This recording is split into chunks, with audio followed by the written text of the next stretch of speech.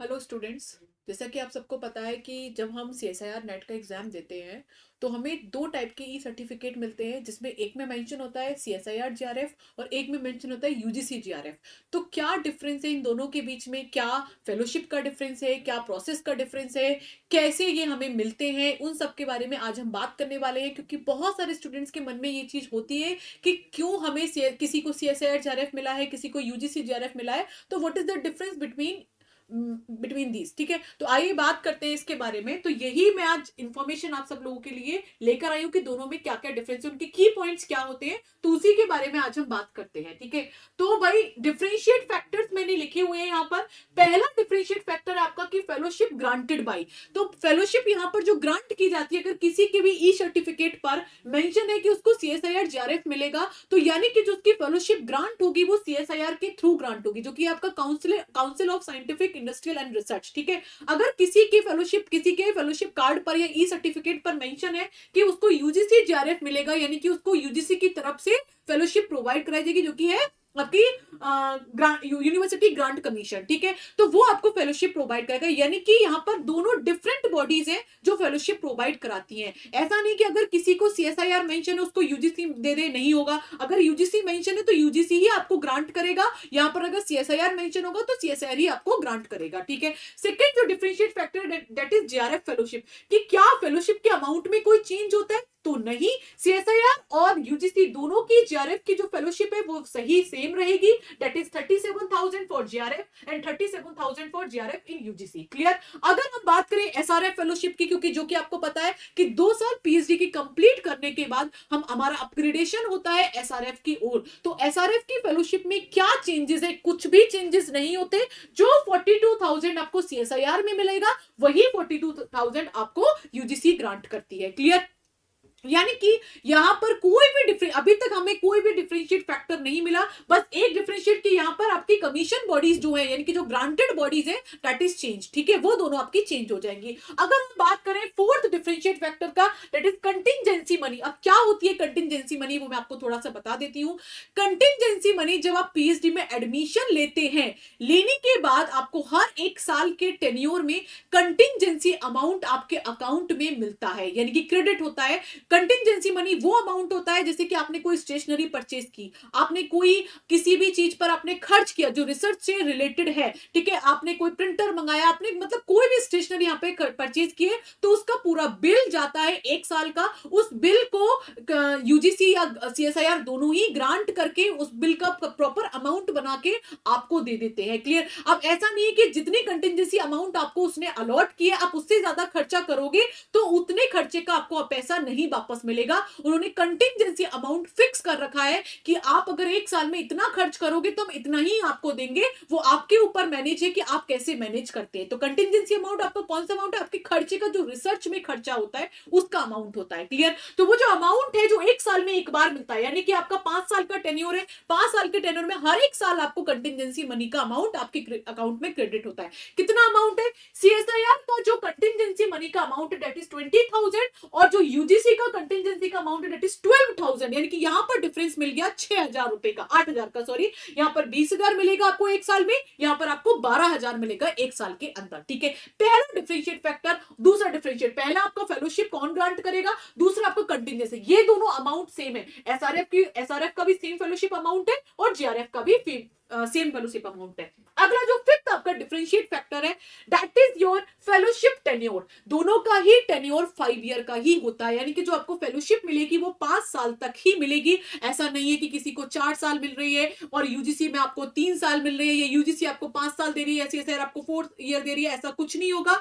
दोनों का जो टेन्योर होगा वो सेम ही है। 5 साल ही आपको सीएसआईआर देगा और 5 साल ही आपको यूजीसी देगा। ठीक है, अगला जो बात आता है, अगला ई सर्टिफिकेट वैलिडिटी, यानी कि जो आपको ई सर्टिफिकेट एग्जाम आप दोगे अभी जून वाला, उस एग्जाम देने के बाद आपसे ये मतलब आपके उस पर लिखा होगा, जो ई सर्टिफिकेट आपको इश्यू होगा, अगर उस पर लिखा होगा कि यूजीसी का सर्टिफिकेट है, ये यूजीसी के द्वारा मिला है, यानी कि इसमें यूजीसी के द्वारा आपको फेलोशिप मिलेगी और एक में सीएसआईआर के द्वारा फेलोशिप मिलेगी, तो दोनों ई सर्टिफिकेट की क्या वैलिडिटी होती है? अगर हम सीएसआईआर के हमें फेलोशिप जो ग्रांट हुई है वो अगर सीएसआईआर के थ्रू ग्रांट हुई है तो उस ई सर्टिफिकेट को आपको यूज यूज करना पड़ेगा 2 साल के अंदर, यानी कि उसकी जो वैलिडिटी है वो 2 ईयर की होती है। अगर हम यूजीसी की बात करें तो यूजीसी की जो वैलिडिटी होती है वो 3 ईयर की होती है, यानी कि यहाँ पे 1 साल का डिफरेंस है। यानी कि अगर आपका ई सर्टिफिकेट निकल गया, मान लो आपने जून में एग्जाम दिया, जून के एग्जाम देने के बाद जुलाई या अगस्त में आपका रिजल्ट आया, उसमें वहां पर डेट मेंशन होगी कि आपका ई सर्टिफिकेट मिल गया है, और उस डेट से अगला 3 साल आपको काउंट करेंगे या अगले 2 साल आपका काउंट करेंगे।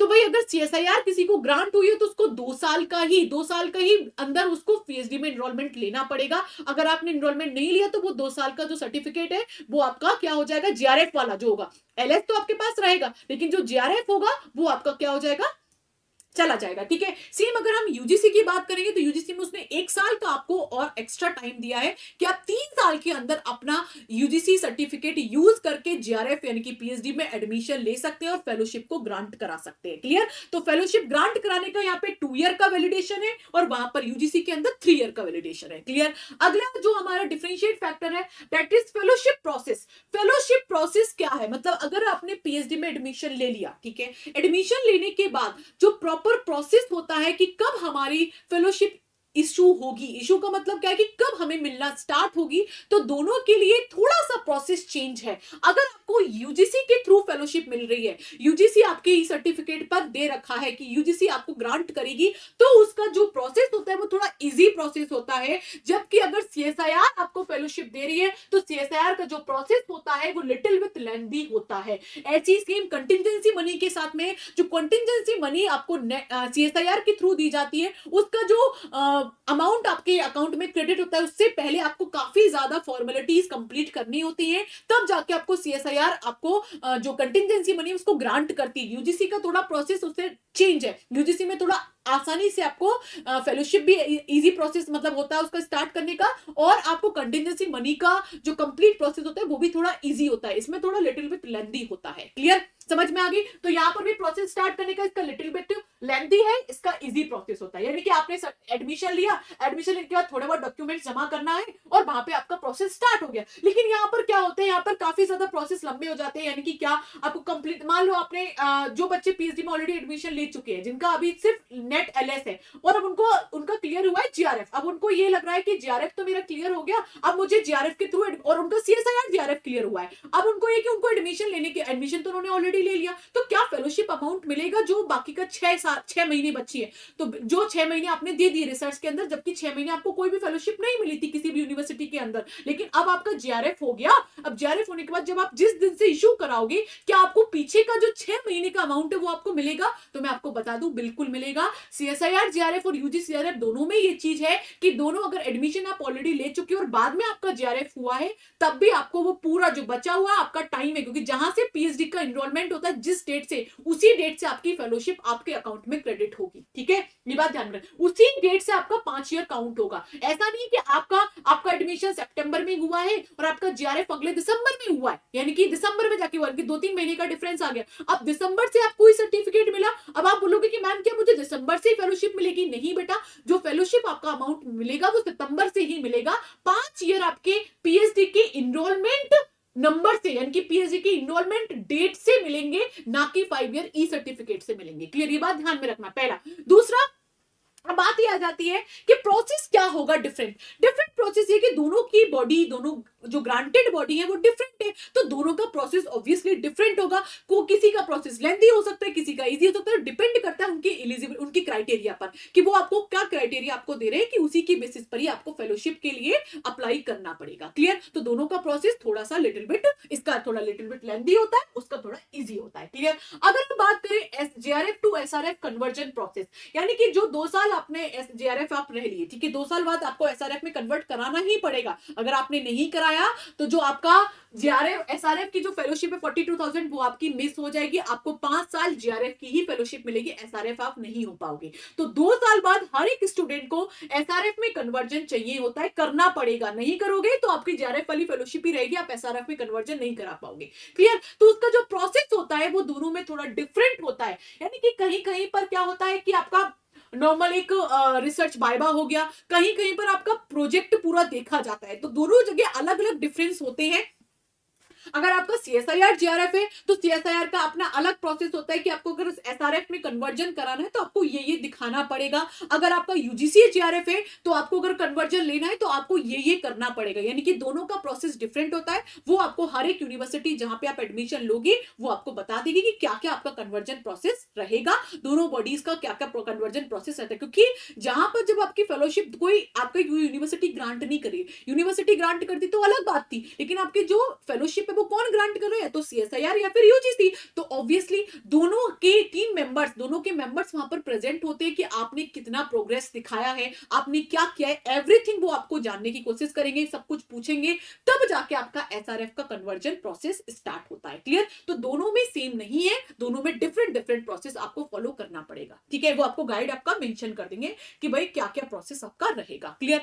ये आपके 8 डिफरेंशिएशन फैक्टर थे। 9th डिफरेंशिएटर फैक्टर जो मैं आपको बताना चाहती हूं कि फेलोशिप ऑन टाइम कौन सी ज्यादा इजीली आपको मिलती है। तो मैं आपको एक चीज बता दूं, सीएसआईआर की फेलोशिप ऑन टाइम जो होता है प्रोसेस, वो थोड़ा सा मतलब बच्चों को थोड़ा चैलेंजिंग लगता है। सीएसआई यूजीसी का जो फेलोशिप अमाउंट होता है वो पर मंथ बिल्कुल टाइम पर आता है। सीएसआईआर का फेलोशिप कभी कभी डिले हो जाता है और मोस्ट ऑफ द टाइम ऐसा होता है कि काफी ज्यादा डिले हो जाता है, 2 महीने 3 महीने 4 महीने, ऐसा भी हुआ है स्टूडेंट्स के साथ में। इसीलिए अगर किसी को यूजीसी मिला है तो वो निराश ना हो, उनको और खुशी होने वाली बात है।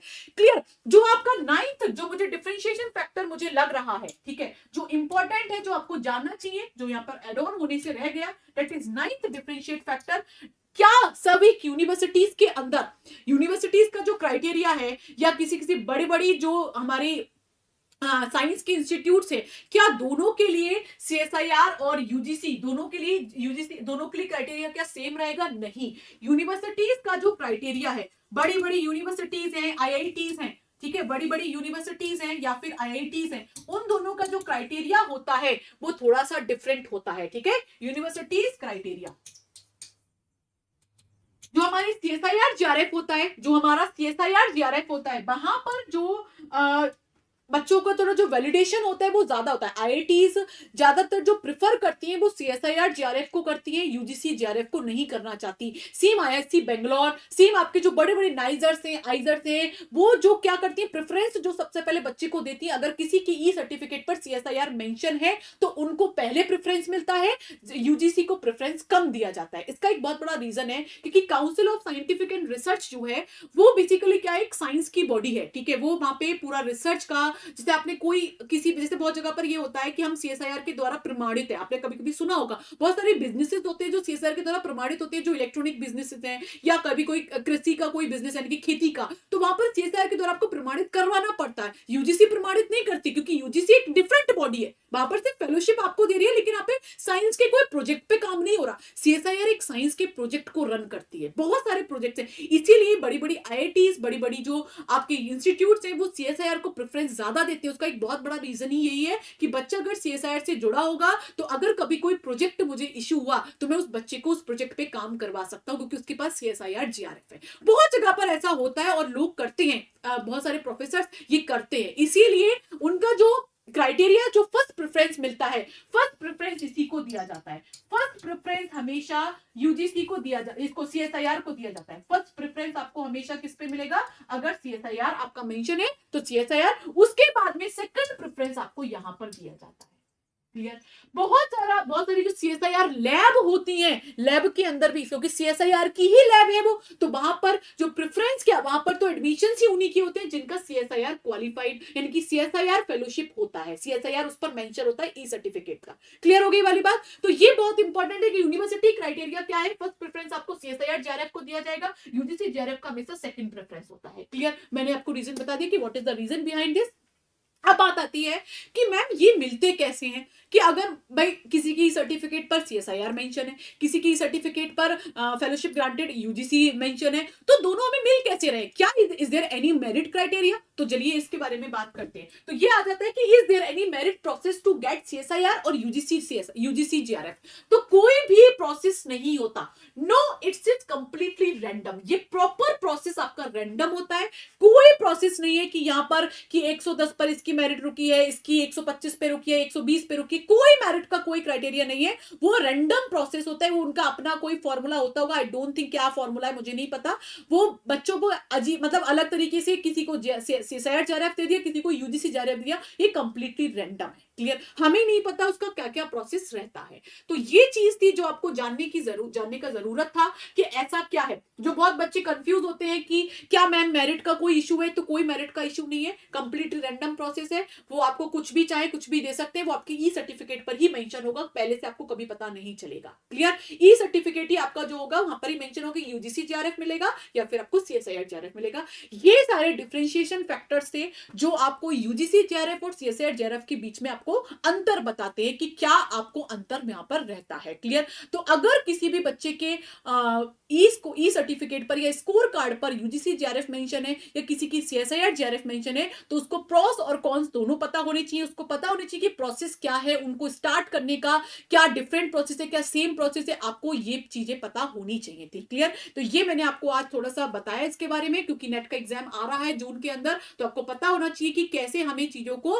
मतलब आगे चल के लेके चला। अगर हमारा जेआरएफ निकलता है तो क्या हमें यहाँ पे परेशान होना चाहिए, तो बिल्कुल नहीं। दोनों का मैंने आपको प्रोसेस बता दिया कि क्या क्या कैसे कैसे होता है। देखो, कहीं प्रोसेस है तो कहीं पर कौन सा, अगर हम कौन की बात करें तो कौन में जेआरएफ में, सीएसआईआर जेआरएफ में क्या है, आपकी जो फेलोशिप है वो ऑन टाइम नहीं होती, प्रोसेस थोड़ा लिटिल बिट लेंथी होता है। वहीं आपका यूजीसी की बात करें तो यूजीसी में आपका जो कौन से वो ये है कि वहां पे कंटिजेंसी मनी थोड़ी कम है, और दूसरा कौन सा आपका ये कि यूनिवर्सिटी पहली प्रायोरिटी आपको सीएसआईआर को देती है, ना कि यूजीसी को देती है। अगर प्रोस की बात करें तो यूजीसी का जो प्रोस है सबसे पहला वही है कि उसकी जो फेलोशिप अमाउंट है वो आपका ऑन टाइम आपके उसमें क्रेडिट होगा। क्लियर, वो ऐसा कुछ नहीं है कि आपको 1 महीने बाद, 2 महीने बाद, 1 महीना हो गया, 2 महीने बाद आपकी फेलोशिप मिल रही, नहीं, ऑन टाइम आपको फेलोशिप दी जाएगी। अगर हम सीएसआईआर के प्रोस की बात करें तो कंटिजेंसी थोड़ी हाई है, ठीक है, कंपैरेटिव टू आपका यूजीसी। तो ये पूरा प्रोस एंड कॉन्स दोनों की है, ऐसा नहीं कि सिर्फ एक का ही प्रोस एंड कॉन्स है, दोनों की है। आप अपने हिसाब से डिफरेंशिएट फैक्टर मैंने आपको दे दिए, आप अपने हिसाब से जो आपकी ई सर्टिफिकेट पर मेंशन होगा आप अपने हिसाब से उस चीज को देख सकते हैं। क्लियर, तो ये इंफॉर्मेशन थी छोटी सी जो मुझे आपको देनी थी। अगर किसी को कोई भी डाउट और बचता है, लगता है कि ये चीजें एड ऑन होनी चाहिए क्या मैम, या मेरे से कोई चीज मिस हो गई, तो आप कमेंट बॉक्स में मेंशन कर देना, क्योंकि बच्चों को जस्ट इंफॉर्मेशन चाहिए, इंफॉर्मेशन मिलनी चाहिए कि क्या क्या डिफरेंस रहती है दोनों के अंदर। ठीक है, तो आप कमेंट बॉक्स में भी अपने कमेंट्स डाल सकते हैं। क्लियर, तो ये चीज थी। और भाई मिलते हैं हम लोग क्लासेस के अंदर, तो मिलते ही रहते हैं, और बाकी मैं आपको एनपीएल के सेशंस में जरूर मिलूंगी। Take care, all the best, thank you so much.